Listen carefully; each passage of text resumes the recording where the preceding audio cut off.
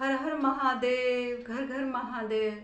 मैं Meetu Shukla SPM blogs में आप सबका स्वागत करती हूँ। दोस्तों, मैं एक बहुत ही आज सुंदर शिव गुरु की कथा लेकर के आई हूँ, जो कि शिव चर्चा की कथा है। एक दंपति था जिसके जीवन में कोई औलाद नहीं था, न बेटा था और न बेटी था। वह शिव का महान भक्त था। शिव का भक्ति में दिन रात लगा रहता था दोनों प्राणी। और कैसे महादेव उसको अपने माँ बाप बन के उसको बच्चे को पाले हैं और कैसे उसको संतान दिए हैं, सो सारी यहाँ पर मैं कथा आप लोग को सुनाने जा रही हूँ। दोस्तों, ये मेरा जो कथा अच्छा लगेगा तो मेरे वीडियो को आप लोग लाइक करेंगे, शेयर करेंगे, चैनल को सब्सक्राइब करेंगे। तो ये दंपति था सो बहुत महान भक्त था शिव का।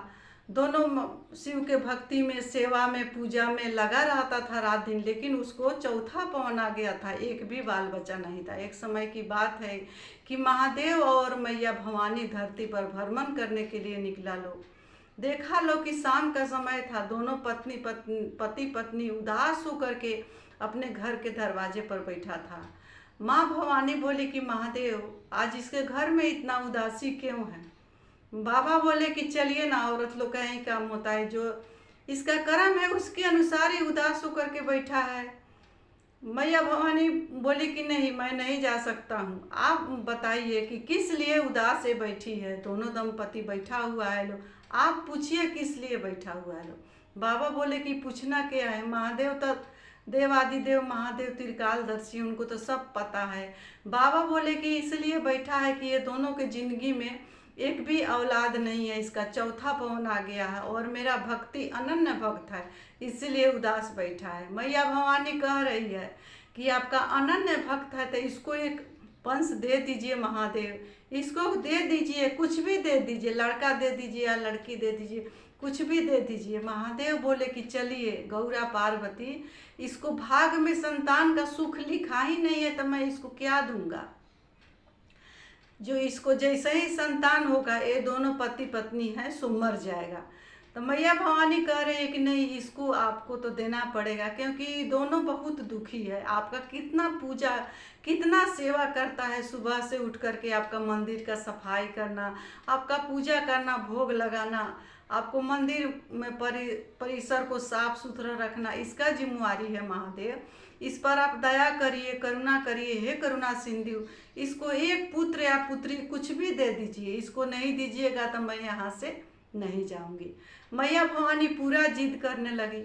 महादेव बाध होके बोले कि हे गौरा पार्वती, इसको तो औलाद का सुख है ही नहीं, तो इसको मैं औलाद दूंगा तो इसका औलाद को पालन पोषण कौन करेगा। माँ भवानी कह रही है जैसा भी होगा आगे देखा जाएगा, पहले इसको आप कुछ भी दे दीजिए महादेव, इसको बिना दिए यहाँ से नहीं जाइए। बाबा क्या किए, उसको तथास्तु बोले। उसके बाद में जो पत्नी थी उसका, गृहस्थ का, उसको 9वें महीना में एक बेटी का प्राप्ति हुआ।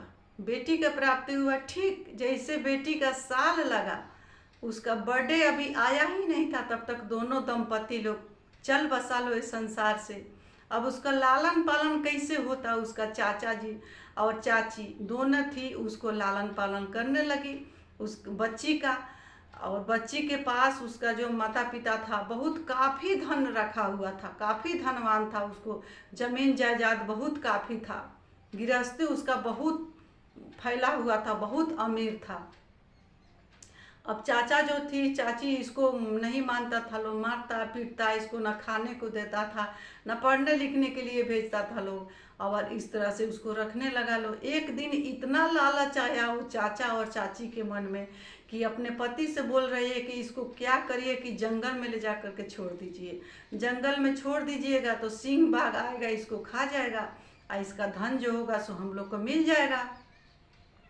चाचा बोला कि ठीक कह रही है। ले गया, उस जो बच्ची थी उसको ले जा करके जंगल में छोड़ दिया।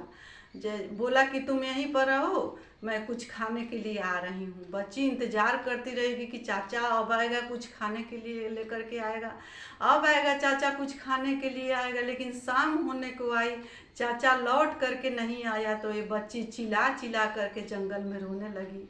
उसको डर लगने लगा कि इस रात को जंगल में मैं कैसे रहूँगी। 4-5 साल का बच्ची थी, बहुत ज़ोर ज़ोर से रो रही थी।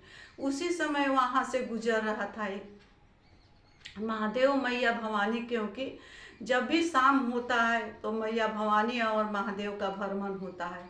उस समय मैया भवानी और महादेव कैलाश पर बैठे हुए, माँ भवानी कह रही है कि हे बाबा देखिए, आपका जो भक्त को जो दिए थे बच्चा, वो बच्चा रो रही है, आज उसका माता पिता वहाँ नहीं है, वो बिलख बिलख के रो रही है, वहाँ पर चलिए। महादेव बिना देर किए वो जंगल में आए और वहाँ पर एक बूढ़ा और बूढ़ी का भेष धर के मैया भवानी बूढ़ी बनी और महादेव बूढ़ा का भेष धर के वो बच्ची के पास आए और बोले कि तुम किस लिए रो रही हो बेटी, तुम बताओ तुमको क्या चाहिए, सो बताओ, सो मैं सब पूरा करूँगा। तो बेटी क्या कर रही है, हमको कुछ नहीं चाहिए, हमको मम्मी चाहिए और हमको पापा चाहिए। महादेव उसी सन बोले कि तुमको कुछ नहीं चाहिए, तो नहीं हमको कुछ नहीं चाहिए बाबा, हमको मम्मी चाहिए और मेरा पापा चाहिए, क्योंकि चाचा चाची हमको यहाँ पर छोड़ करके चला गया है, हमको मम्मी पापा चाहिए। तत्काल महादेव उसी समय उसका पापा बन गए और गौरा पार्वती उसका मम्मी बन गई। मम्मी पापा बन करके उसका बोला लो कि देखो तुम्हारा मम्मी पापा आ गया। मम्मी पापा को देख करके बेटी जो थी बच्ची बहुत खुश हुई और अपने मम्मी पापा को पकड़ के बहुत रोई, बहुत रोई, सारा दुख अपना सुनाई कि चाचा चाची हमको खाने के लिए नहीं देता था, इस जंगल में लेके छोड़ दिया, बोला कि जा रहा हूँ कुछ खाने के लिए लाऊंगा, खाने के लिए भी नहीं ला। बहुत रोई, बहुत रोई। उसको क्या पता कि जो मेरा मम्मी पापा बना है सो देवों का देव महादेव और माँ जगदम्बा बनी है। उस तरह से रहने लगा। जब रहने लगी, जब लड़की जब बड़ी हो गई, पढ़ाया लिखाया लो, बहुत लाड़ से उसको पोसा पाला लो, जिसका माता पिता महादेव माँ भवानी ही बन जाए तो उसको संसार में कौन चीज़ का कमी रहेगा। जब बच्ची बहुत बड़ी हो गई, सियानी हो गई, तो उसको शादी के लिए माँ भवानी बोली कि हे महादेव इसका शादी के लिए वर ढूंढिए। महादेव मनुष्य का भेष में तो थे ही, गए वर ढूंढे, बहुत योग वर ढूंढ करके लड़की का शादी दे दिए। शादी देने के बाद जब उसका शादी हो गया, उसके बाद वो अपना ससुराल चल गई। ससुराल गई तो फिर अपने माँ बाप के लिए बेचैन हो गई। साल भर बीता, जब यहाँ पर आई तो देख रही है कि कोई नहीं है। यहाँ पर पीपल का वृक्ष उगा हुआ है, जहाँ पर उसका माँ बाप बन करके महादेव मैया भवानी लोग पोसा था, तो वहाँ पर एक पीपल का बहुत विशाल वृक्ष उगा हुआ था। वहाँ पर आकर के फिर से रोने लगी, मेरा मम्मी मम्मी पापा पापा कर करके रोने लगी। उसके बाद में फिर महादेव मैया भवानी वहाँ पर आया लोग और बोला लोग कि बेटी तुम किस लिए रो रही है। तो बोली कि मैं अपने मम्मी पापा को खोज रहा हूँ। महादेव और मैया भवानी बोला लोग कि तुम्हारा मम्मी पापा मैं ही हूँ, तुमको पाला पोसा बड़ा किया, तुम्हारा चाचा ने इस जंगल में छोड़ दिया था और मैंने पोस पाल कर तुमको बड़ा करके शादी दिया है। और इधर जो चाचा तो था सो कुछ दिन के लिए तो उसको जो धन था उसको बेच उच के खूब खाया, खूब ऐश मौज किया। उसके बाद में चाचा क्या किया कि उसको इतना गरीबी हो गया, इतना गरीबी हो गया कि वो क्या किया कि उसको कटोरा लेकर के दोनों बेकर जो था सो भीख मांगने लगा। भीख मांगते मांगते मांगते मांगते एक दिन बच्ची के यहाँ गया, क्योंकि बहुत काफ़ी अमीर घर में शादी हुआ था, बहुत सुखी संपन्न थी। उसके यहाँ गया और भीख मांगा। तो ये चाचा जो चाची थी सो तो नहीं पहचानी, लेकिन जो लड़की थी बच्ची थी वो पहचान ली। वो बोली कि ये मेरा चाचा है और मेरा चाची है। तो इस तरह से जब बोली तो बोले उसका चाचा चाची कि तुम कैसे पहचान ली। तो बोली कि हाँ मैं पहचान ली, चाचा आप ही ने मुझे जंगल में छोड़ा था। अब इतना जो बोली तो चाचा और चाची दोनों रोने लगा। बोला कि बेटी मुझे माफ़ कर दो, मुझे तो गलती का गुनाह का जो सजाए है सो तो मिल ही गया। मेरे पास इतना, हम लोग के पास कुछ नहीं है खाने के लिए जो कुछ खाऊं, कटोरा लेकर के मैं भीख मांग रही हूँ। फिर बच्ची अपने चाचा और चाची को अपने पास रखी और उस तरह से बच्ची चाचा चाची को भी रखी और उसको खिलाने पिलाने लगी।